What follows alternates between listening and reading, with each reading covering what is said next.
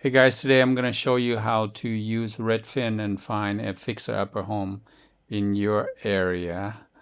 Let's say that you are on your Chrome browser. You just type in redfin.com, and let's say you are in Seattle, Washington. Just push enter.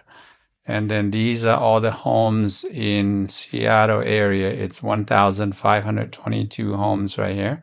So what you do is that you go to filter, then you go down here and you're looking for 3-bedroom, bath and a half. You're looking only for a home. And then keyword, you put in fixer right here and then click see homes and see how many come out. So you only have how many homes? Does it show anywhere? I can't tell.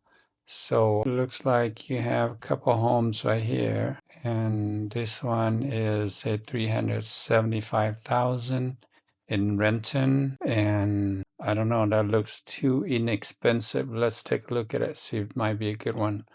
And let me see, read the description. Investor, this is prime opportunity for fixer upper or tear down to build a new home with ADU.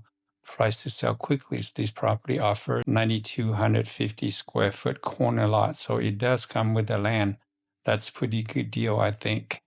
Also, right here it said the zoning law ought to change by June 2025, according to the city of Renton.